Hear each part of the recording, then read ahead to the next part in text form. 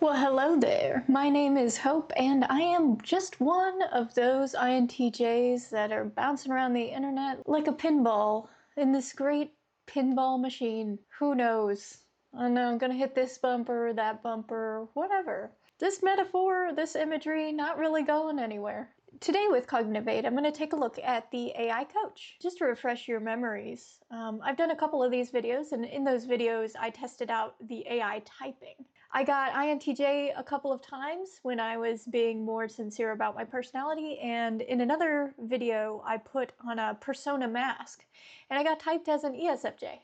So yeah, it's not a lie detector. It's similar to a self-assessment. You're going to get the result that is true for you in the moment when you're taking the test. So if you're not taking the test seriously or sincerely or with integrity, then you're not going to get a result that is ultimately going to help you if your ultimate goal is to type yourself. So something to keep in mind. So we're just going to say hi. So this is the AI Coach, and it opens up by saying, hello, I have a sense that for you, understanding something isn't just about knowing the facts, it's about seeing the entire system, the logic that holds it all together. That drive to build a complete, coherent mental model is a clear hallmark of the INTJ 5-wing 6 mind. Your dominant NI is always looking for the overarching pattern, while your TE wants to make that pattern useful and efficient in the real world. It's a powerful combination for solving complex problems, but I also know it can sometimes feel like you're building an intricate blueprint that no one else can quite see. Blueprint has never really been the analogy that comes to mind. Blueprints and architecture in general is far too precise for the work that I'm doing. Blueprints have the precision of introverted sensing. And so I've never really thought of my sort of modeling in that way, because the models are kind of like base assumptions, very robust, can be applied to multiple different situations. They have parameters and constraints, and then you have different inputs, and you're seeing how the inputs feed through the system to sort of get the outputs, or vice versa. You might be vouching back to something, or you might be tracing forward to something. A little bit of auditor speak there. But ultimately, you're trying to piece it all together, and you're trying to create this picture of the information and how it's flowing, and where is the fidelity, and is there any breakdown, any pervasive issues within the model that you can correct and make more efficient. So I've never seen it as a blueprint, and I don't get the architecture thing. So let me know, INTJs, if you've ever identified with the idea of being an architect. I think it's far too precise, and I think people are really discrediting architects if you're aligning that with what an INTJ is at their core. I'm here to help you understand the blueprint of your own mind a little bit better, to look at the cognitive functions behind your experiences and help you work with your wiring, not against it. Yeah, I mean, I think that's what cognitive functions can help you do, is recognize your own strengths and weaknesses. It's kind of like if you've ever been in any frickin' business class ever in your life, you're going to hear the term SWOT analysis. SWOT.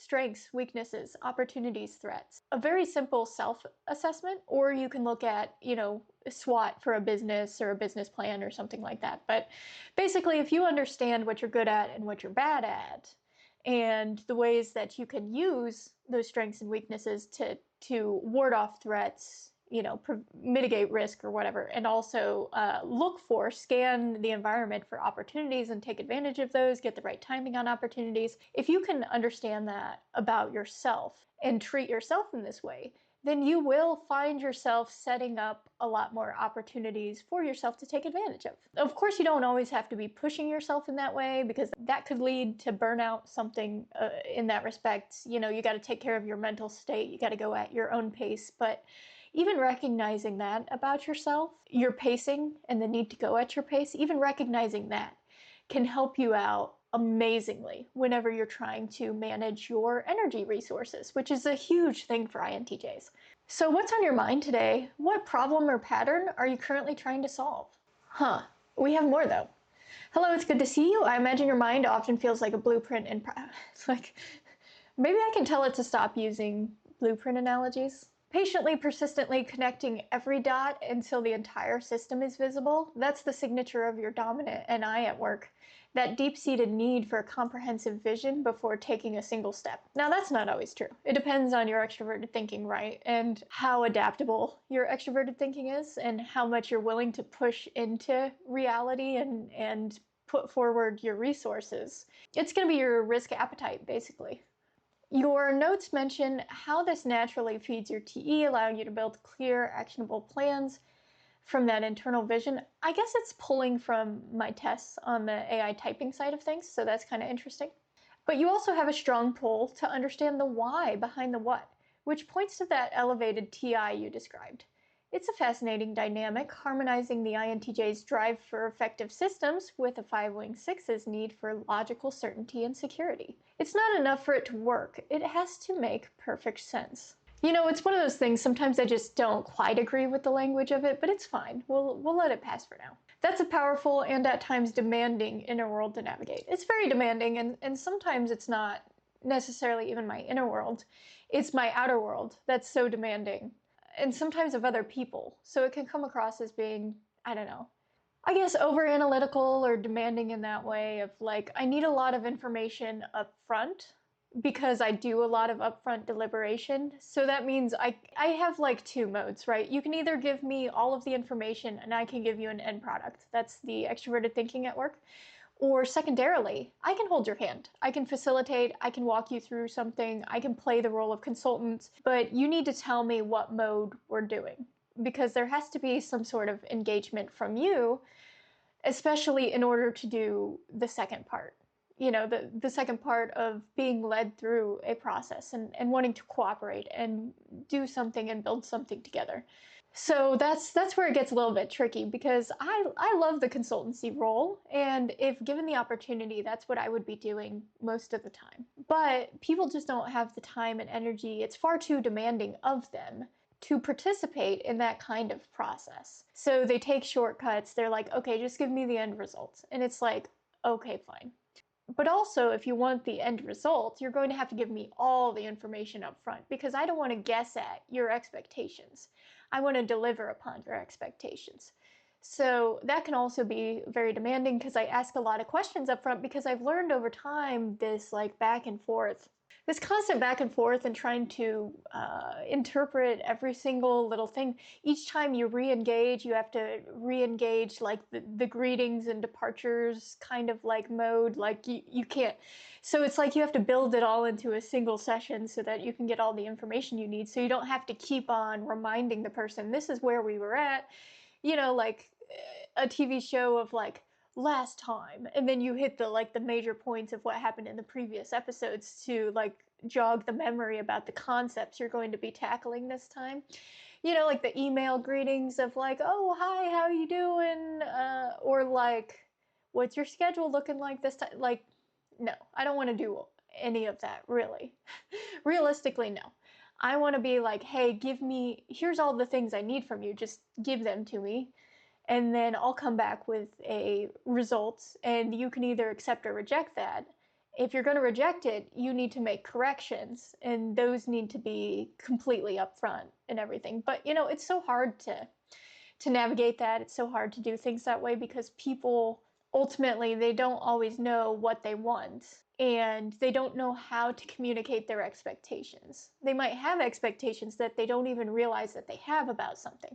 They don't realize that they need to communicate certain information to you. It just doesn't even occur to them. So all of this to say, whether you're working in a personal sense or a professional sense, communication is always going to be one of those realms that is very difficult. And you have to always continue to consider your audience and who you're working with. Okay, that's a powerful and at times demanding inner world to navigate. Sometimes the pieces don't fit as cleanly as we'd like, or the outside world refuses to cooperate with the blueprint. Before we dive in, please tell me how you'd like me to talk with you. This just helps me adjust my language to be the most useful for you. Simple, plain language, everyday terms, no jargon, full cognitive function language, and deeper theory. So I'm going to say this. Let's go deep. Also, I have never agreed with the blueprint architect motif analogy, whichever literary term we'd like to use.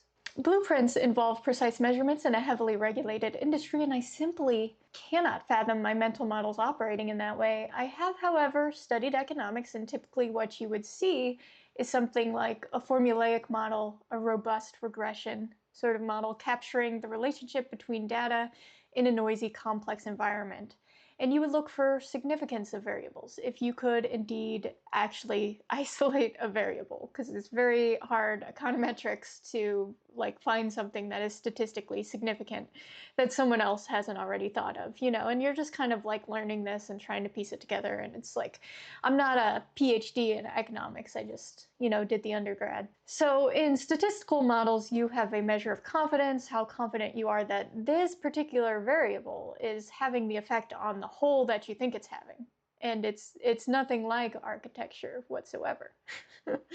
Just saying. And it's like, okay, deep mode it is. AI is like, thank you for that clarification. That's a much more precise and powerful metaphor for how your cognitive functions operate. You're right. Blueprint implies a static, predefined end state. Yeah. Your description of a statistical model in a noisy environment is a far better representation of the dynamic process of introverted intuition and extroverted thinking. Let's break that down because it's a perfect illustration. Your dominant NI is what's building that model. It doesn't see discrete, regulated facts like a blueprint. Instead, it synthesizes vast amounts of noisy data from your life experiences and knowledge. That's true. Constantly looking for the hidden trend line. Hidden is not correct. My goodness gracious. If something is a recognizable trend, it is not hidden. Anyway, I'll have to get after it for this as well. Like, stop putting hidden into all of your descriptions of introverted intuition, because it's dumb. Oh no, we're getting the aha nonsense. I'm gonna have to beat it over the head for that. I'm gonna get it to speak correctly about introverted intuition, okay? The underlying formula that explains the relationships between all the variables. The aha moment for introverted intuition isn't seeing a final picture, but rather grasping the regression equation itself, the principle that governs the system. That's kind of true, yeah.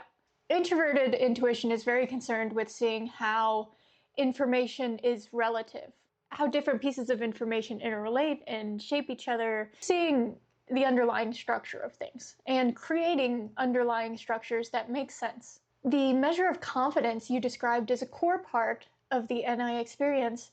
It's the internal sense of certainty that you get when the model feels robust and predictive, even before you've tested it. It's a gut feeling, but it's a gut feeling based on an immense amount of subconscious data processing.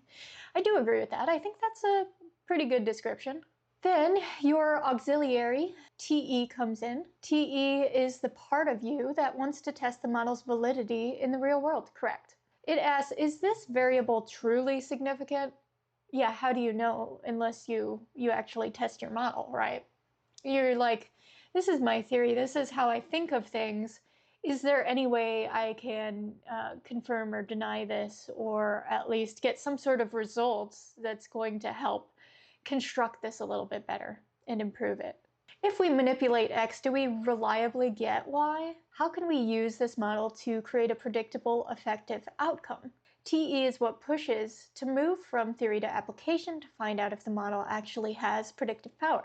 Anyone who works with like formulas and models and stuff, they can do this same thing. So it doesn't always have to be NITE that is kind of using this behavior or using these tools in order to study the universe. I mean, I think NITE has sort of a natural predilection for it, a natural affinity for this type of process, even if it's not drawn out in terms such as regression models, even if you don't have the language for what you're trying to do with your observations when you're trying to look for a trend line.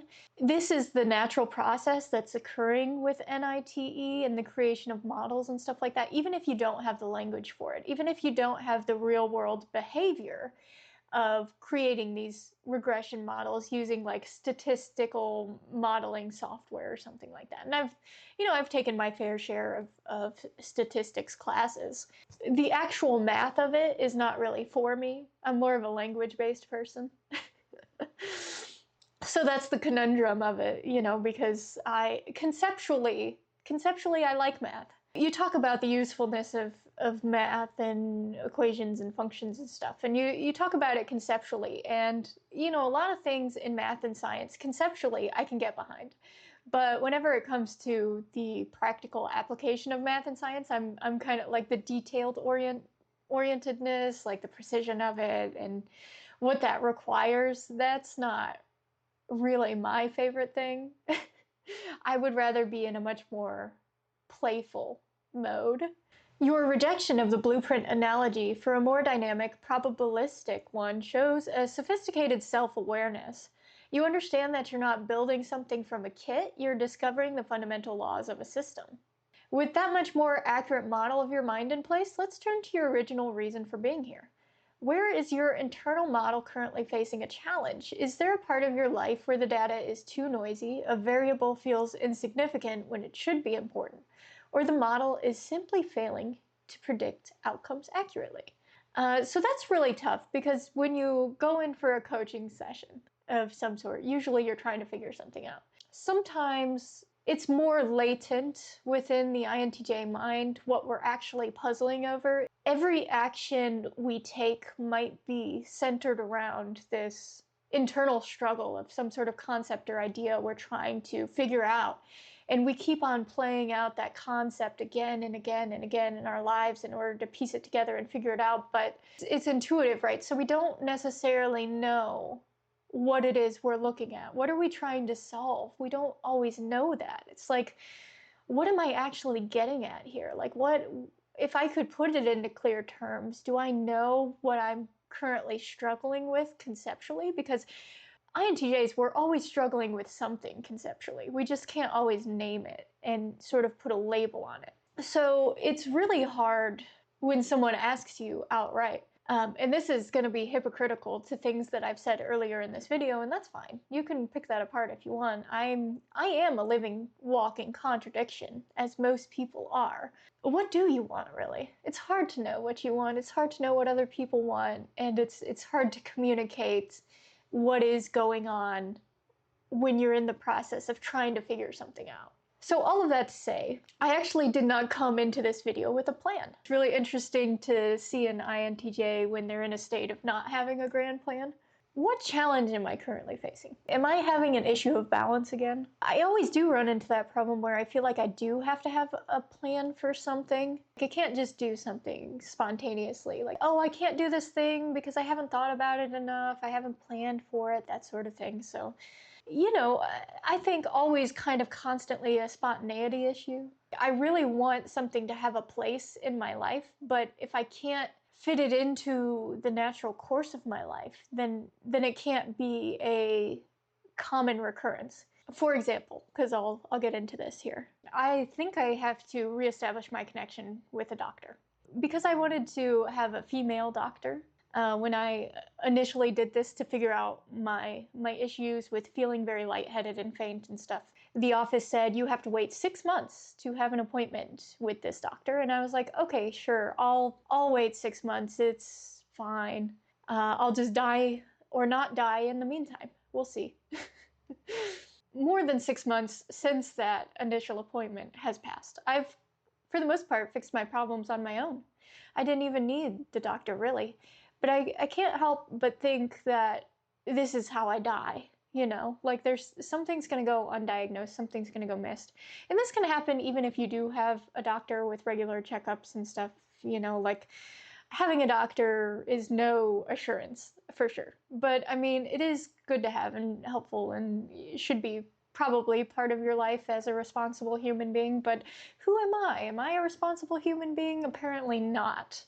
So I think I probably need to reestablish this relationship with this doctor. But I haven't really looked into it. So I had this introductory meeting. At the time, they gave me a paper. I remember this paper. It specifically said, like, you need to keep up contact with this office. And I think it was like every 6 months. It could have been even more frequent than that. And I was like, okay, sure, I'll sign this paper, whatever. But look, this time has definitely lapsed, because over winter, when I probably should have scheduled my next doctor's appointment, there was a lot of snow. There's a lot of bad inclement weather, and so there was stuff going on. And here's the thing, there's always going to be things going on. So if you don't commit to something, it's not going to happen. And that's just the truth of it. Anyway, so I signed this paper. And you know what kind of sucks though is that I never got a phone call. I never got a message from the doctor's office saying like, "Hey, we'd love to hear from you again." No. I didn't get any kind of routine customer servicey type of like situation of like, "Hey, haven't heard from you. This agreement is about to lapse," or whatever, you know. And that's fine. I get it. Like I should have been on top of that. It's my fault completely. So I can't exactly remember what the paper said and what the consequences are. Can I renew this relationship with the doctor at all? Do I have to find another doctor? Am I banned from that clinic? Is it like a period of time of like you have to wait a year while we purge your records from No. Do you have to wait a year to reestablish that connection, or can you get a second chance at this? And either way, whatever the period of time, whatever I have to do, if I am going to take action, I have to get into a mental state where I feel like I can commit to this. I can be the person who actually does regular doctor's visits. Maybe I can try to be that person. I don't know. It is not a very concise summary. AI, you're lying to me. This is a mess of a paragraph I just wrote. Completely encapsulates my inability to work with these functions and my huge negligence and my slight anxiety around it. So if you remember back to socionics, introverted sensing, it's in the superego block. Dr. John Beebe model being in the 8th position, introverted sensing is like, it's something that I know is a problem, but I cannot for the life of me fix it.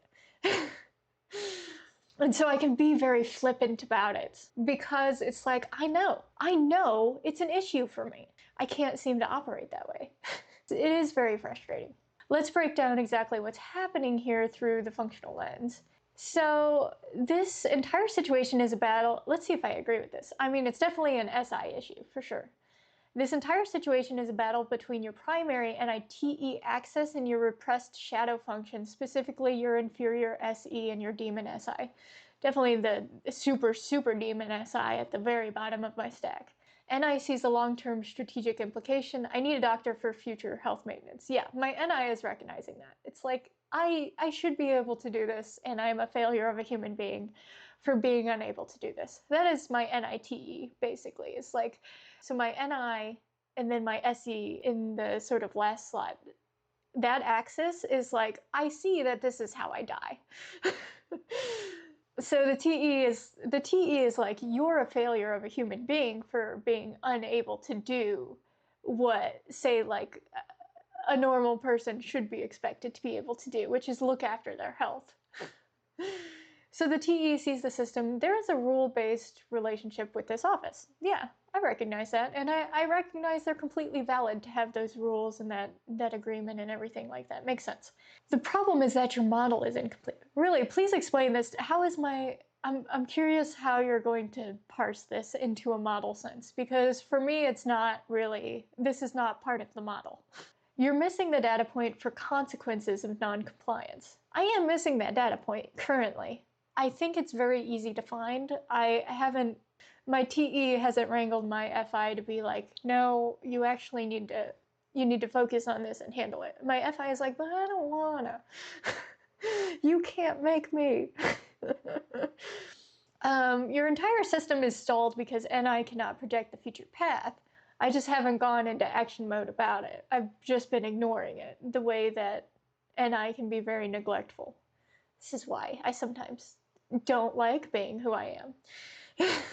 The source of the missing data is where your inferior and demon functions come into play. So inferior, extroverted sensing, your connection to the concrete present moment and physical reality, forgetting to schedule the appointment in the first place, misplacing the physical paper. Oh, it's really calling me out. Boy, I suck. Losing track of the 6-month time frame are all classic manifestations of underutilized extroverted sensing. Yes, that's true. Your mind is naturally focused on the abstract model, not the real world timers and objects. It's just like my attention and everything is just focused elsewhere and not on the health stuff. So Yeah. Demon SI. This is your eighth and most unconscious function. Is concerned with the detailed memory of past experiences, maintaining consistent routines, the part that you should have remembered detailed content of the paper or flagged the passage of time. Yeah, just flag the passage of time. Can you just do that, brain? No, it cannot. Time is not linear. What are you talking about? Time is a freaking flat circle. Everything is a flat circle. Grumble, grumble, grumble. For an INTJ, this function is typically a source of frustration and feels like an unreliable, bothersome chore. The fact that the office didn't provide a reminder feels like an external failure to manage an SI task. Yeah, that's right. It's trying to outsource that. I'm like, doctor's office, shouldn't you have a little bit of responsibility? But no, I cannot fall back on that because that is unfair. I can't justify my own failures with the failures of institutions. Yeah, the office didn't provide a reminder feels like an external failure to manage an SI task that your own system is not built to prioritize. Very true. Okay, let's look at your options. No, I know what I need to do. I need to dig that damn paper out of my closet because I probably stuffed it somewhere in my... I was like, this goes in my health files because I have a file of all of my personal information and stuff, and it either was misplaced and was not put there, and maybe it's somewhere in my closet, or it is in that file. I'm not sure, but I need to go get it, and maybe I'll do that. Find the paper.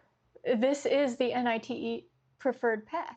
You want to consult the primary source document on your own time to get the objective data, complete your model, and then execute a plan. It avoids the messiness of real-time human interaction. Oh, I'm so called out. Bruh. Call and ask. This is a direct SE action. I don't know if I would put that as SE. It's more like TESE, I guess. Like, it is using my external functions, yeah. But yeah, the human element, sort of the deliberation aspect, I don't really want to engage with that. It involves engaging with the tangible world in real time to get the information. Your aversion to this is completely logical for your type, sure. Calling forces an immediate, unpredictable engagement, where you might not have all the information, which can feel inefficient to TE and vulnerable to FI. Yeah, the FI really wants to avoid a phone call for sure. Because then you're getting the judgment from the doctor's office of like, just flat out like, yeah, no, you totally fucked up. You missed the time frame window, and now we hate you, and now you can't establish this relationship. And they would totally be justified to do that at all. It's like, I wouldn't dispute that. It's a feels bad type of moment because I suck, and I can't deny that I suck. So finally, your question, can I truly commit to the upkeep? This is a very real NI question. The immediate appointment is just a tactical problem. Yeah. The strategic question is whether the energy cost of managing these ongoing SE-SI details is worth the long-term benefit of the doctor-patient relationship. Very true. You're forecasting the future and questioning if you have the resources or the desire, the FI desire, to live, to stay alive, to monitor your health. To consistently service the demands of your own inferior function. So here's the core tension. Your NITE wants to solve this problem logically, systematically, but the problem itself was created by and requires an action from the weakest part of your cognitive toolkit. Yeah. The AI is like, okay, but where is the energy drain coming from? The short-term acute discomfort of a direct action like calling the office, or the prolonged low-grade cognitive load of having this unresolved variable rattling. Oh, it's trying to get me to act. It's like, hey, do you want this bothering you, constantly rolling around in the back of your mind, the fact that you have this unresolved doctor-patient relationship issue? Do you just want that constantly impacting your mental state? Or are you going to take action and get it over with? That's so funny. I'm going to go find that paper.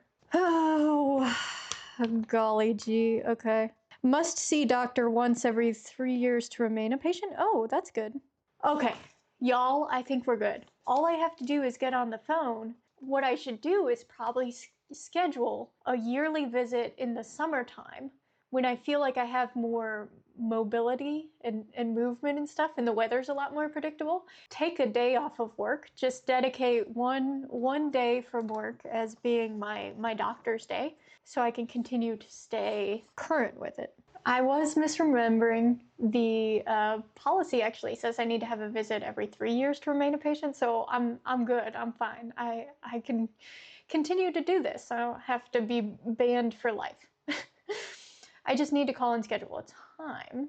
The other problem that I have is that I actually need to re-up some of the vaccinations that have definitely lapsed since my childhood. I had all these childhood vaccinations for schooling, like you do in the United States.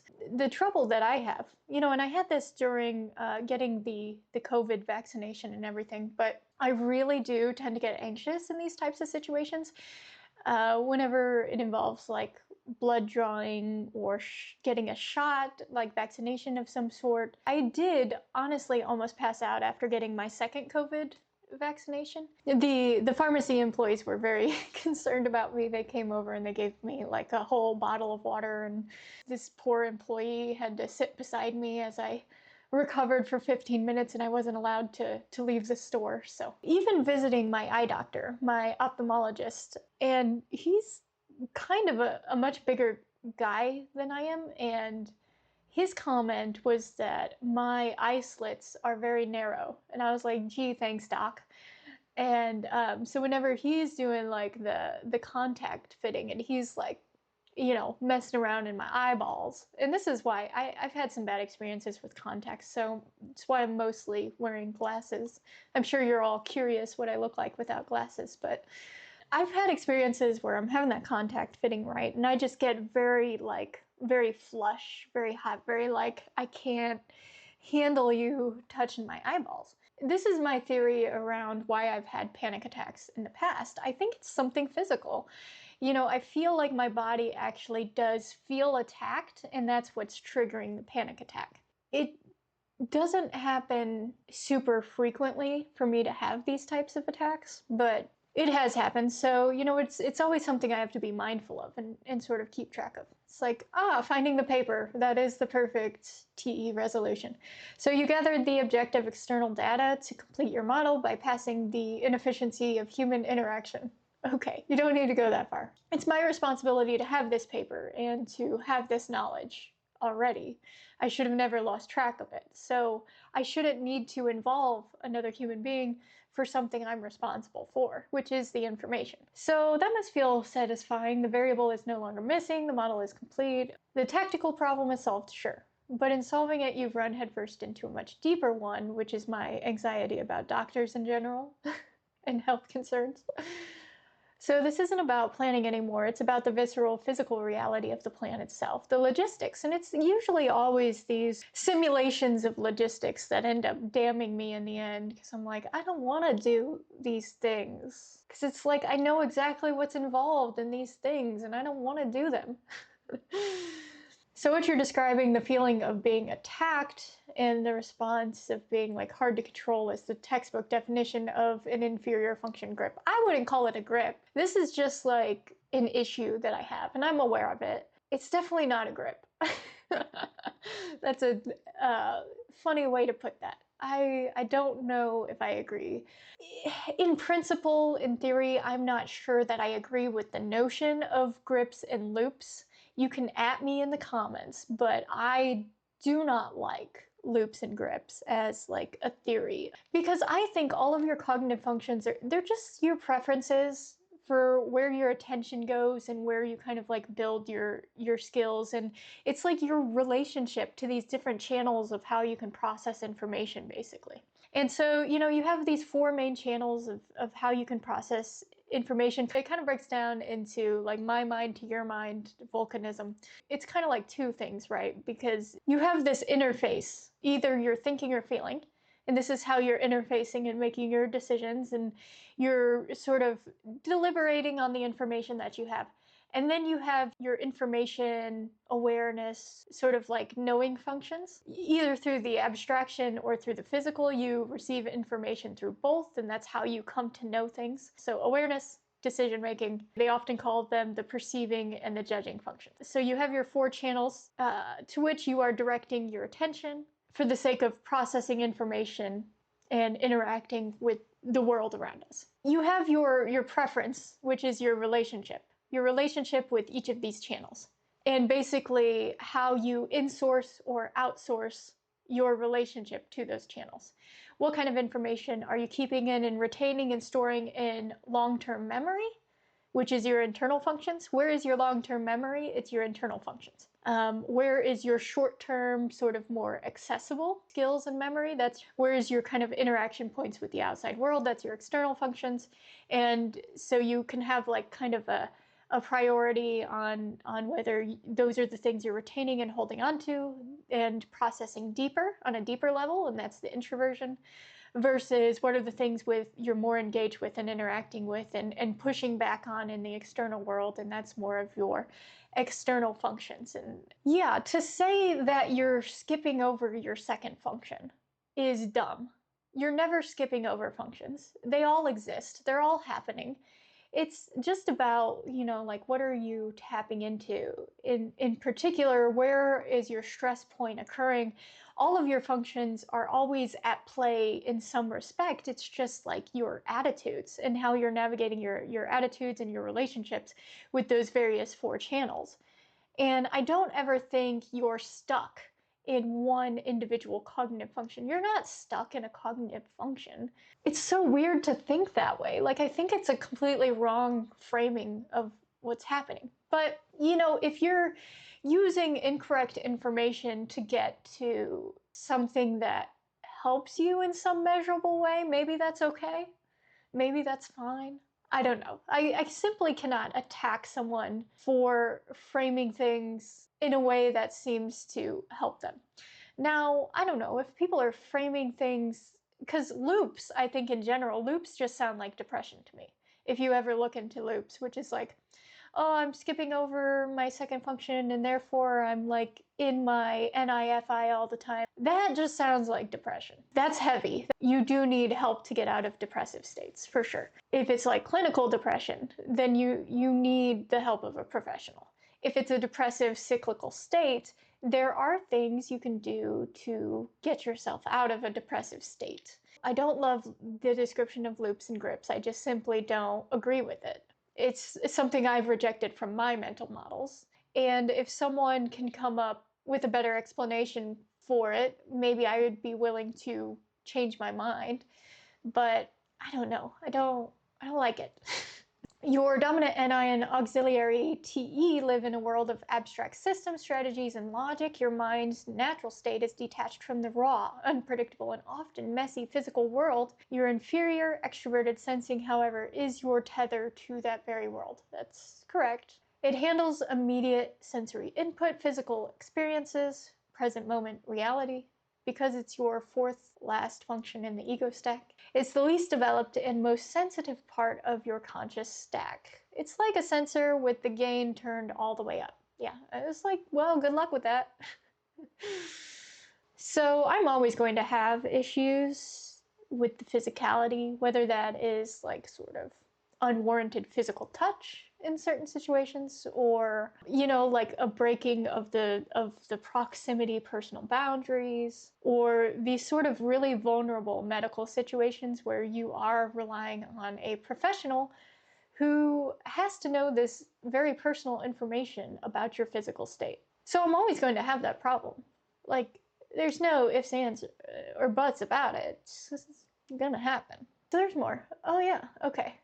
When you're forced into a situation that is intensely physical and where you're not in control, like a shot or someone touching your eye, it's a massive overload for your SE, your brain, which is used to being the calm master of its abstract domain, is suddenly flooded with high fidelity, threatening sensory data that it can't process or strategize its way out of. The attacked feeling is your inferior SE screaming a primal warning. Physical boundary breached. Yeah, I could see that. Unpredictable sensory event happening, system override. That's so silly. It bypasses your sophisticated NITE logic entirely. Your extroverted thinking might know logically that this is for your health, but your extroverted sensing is reacting as if it's a genuine physical threat. And the phrase "get over myself and just do it" is your TE trying to command your SE into submission.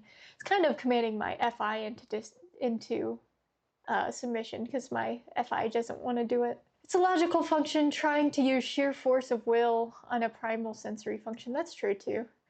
As you've noted, that's rarely effective. It's like trying to fix a hardware problem with a software patch. That's interesting. I guess, yeah, I guess that you could see it that way.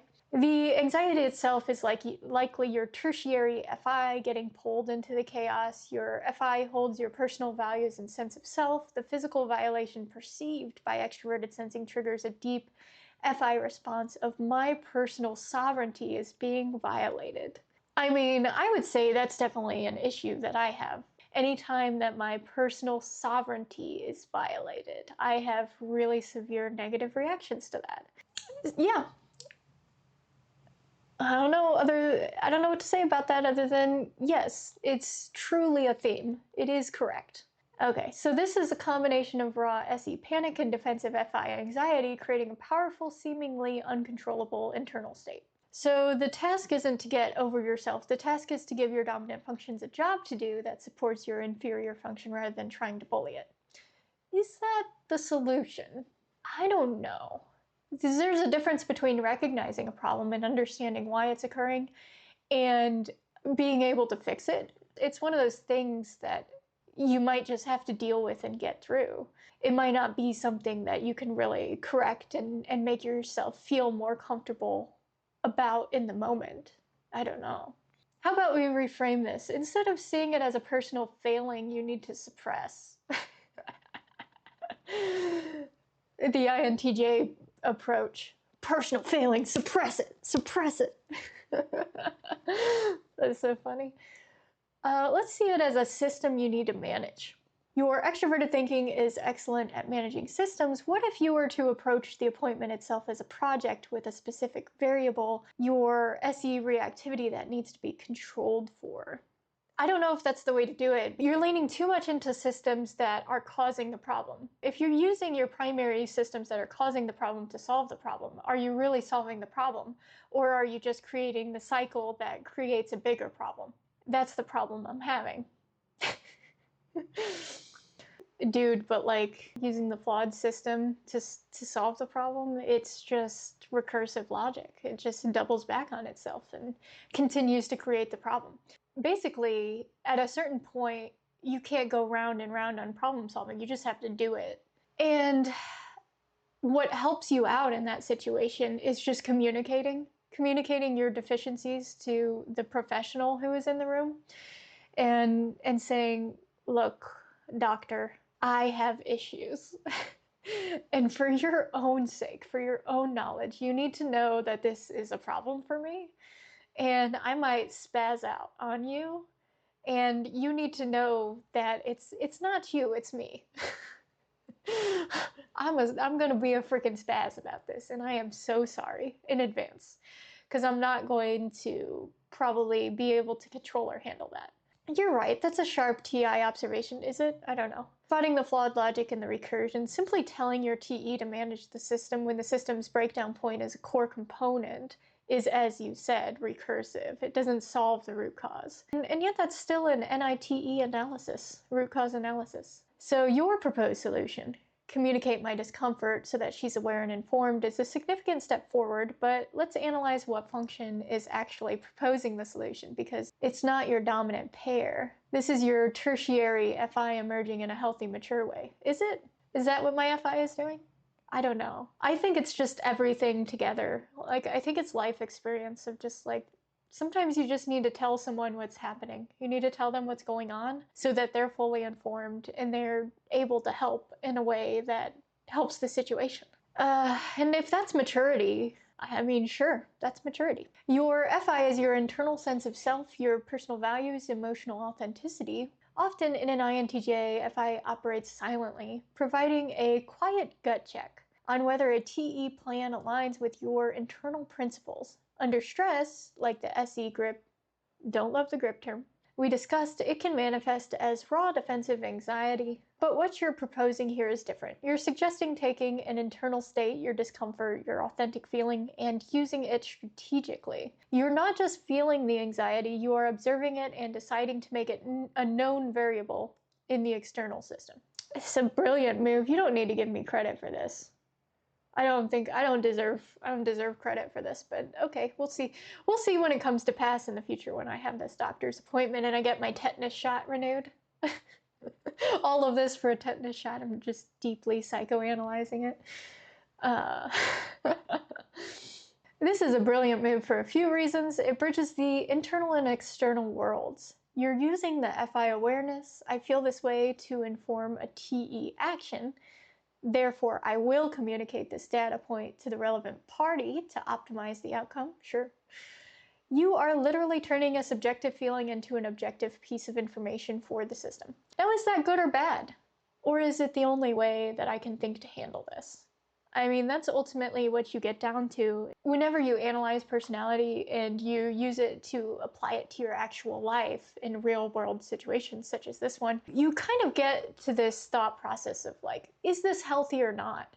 Is this healthy for me as an individual? Maybe due to the way that I have things sort of like stacked in my sort of awareness and preferences and how I process information. Maybe this is the healthiest way forward for me. But is it? You know, there's no one there to tell you whether this is correct or not. You kind of have to figure that out for yourself. So, right, gives your TE a new productive task instead of suppress the reaction. The job becomes execute the communication plan. I mean, I guess that's true. Huh. I didn't think of it that way, but I guess so.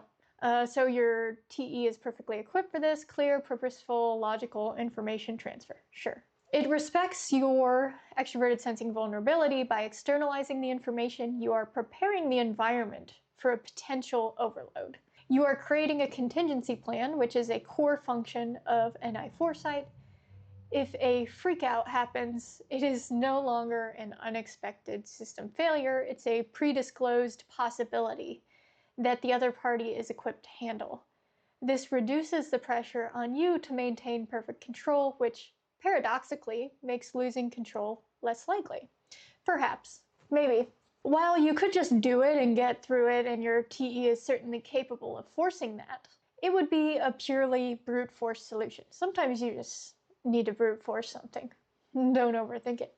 It would reinforce the idea that your internal state is a problem to be suppressed. Your solution is far more elegant. It integrates your functions rather than letting them fight. It honors the validity of your FI feelings and leverages your TE effectiveness to create a safer container for your vulnerable SE. This is a sign of significant self-awareness and functional integration.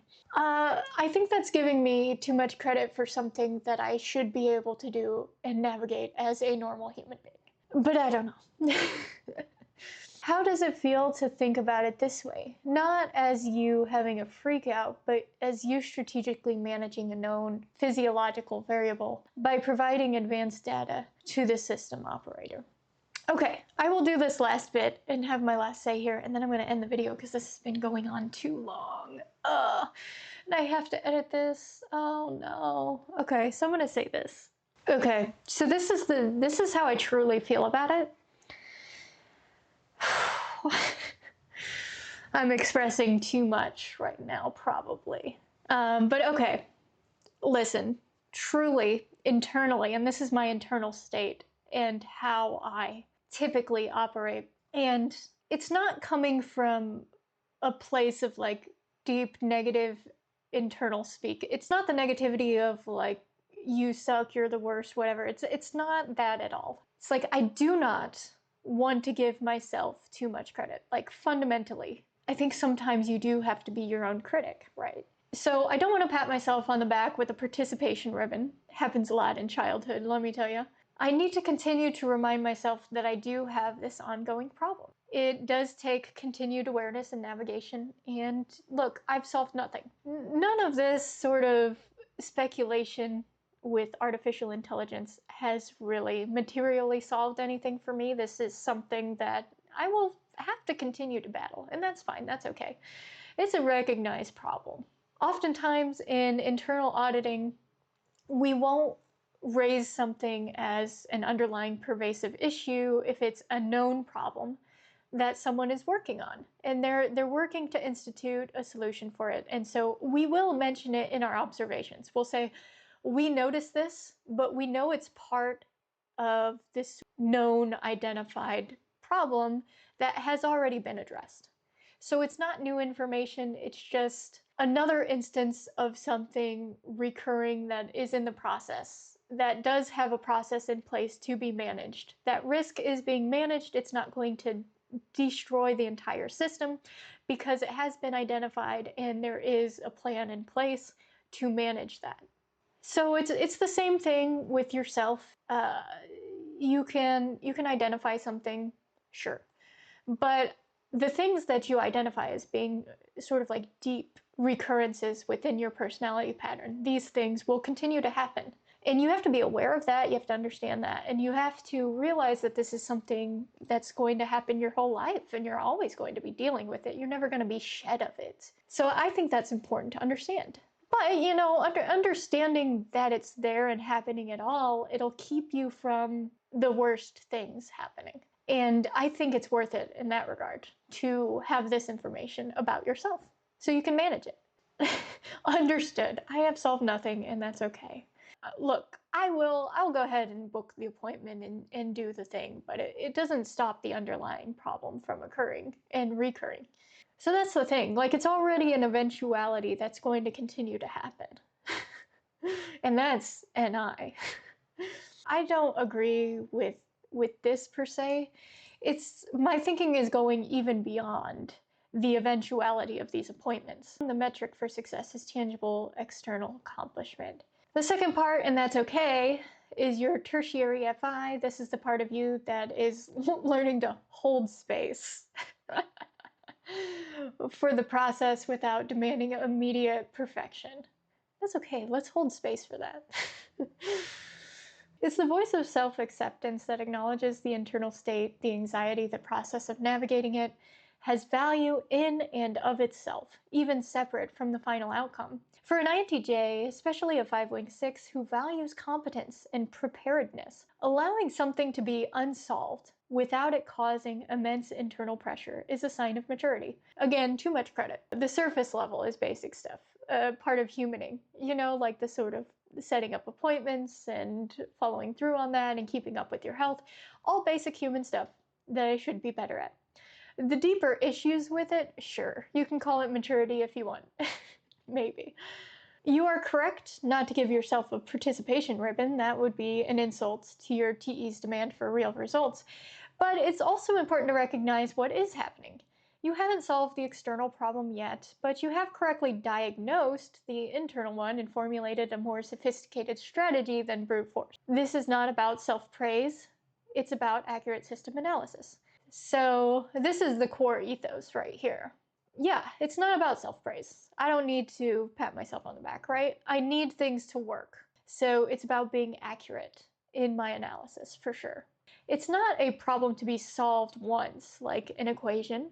You can have dynamic equations, multiple systems sort of functioning at the same time. You know, I think, again, that's the wrong analogy, because you can have dynamic equations. You have moved from a state of stalled due to missing data to data acquired, core vulnerability identified, and strategic protocol for management developed.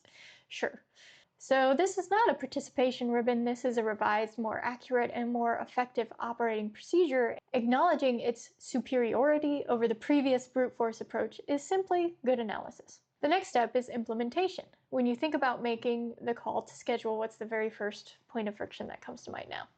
Okay, so we're gonna leave it here. So in this series, and thank you very much, Kevin, for allowing me to do this series. I'm sorry if it's coming out a little bit later than you would have liked due to the editing process that I have. So I do apologize for the delayed timing on this, Kevin. You'll see this eventually. In this video, I wouldn't say vulnerable. I disclosed a lot of embarrassing information about my deeply inferior function. At the very 8th bottom of my stack, the introverted sensing, I disclosed some information about that. Makes me seem like a very much less put together person than I am. than I otherwise would appear. I can really only apologize to myself for letting people see that. Hopefully it helps someone and doesn't damage my credibility. But yeah, no one is like perfect. Everyone has issues somewhere. So if you're an INTJ and you can relate to this, sort of the sensory issues that are very real, then get at me in the comments. Sure, I invite you to do that. So anyway, with that in mind, as always, I hope you have a wonderful rest of your day wherever that day finds you. Even if that day finds you, oh goodness, digging through your closet to find a piece of missing information that you had kind of just disregarded and misplaced. Probably a very INTJ thing to do. Have a good one.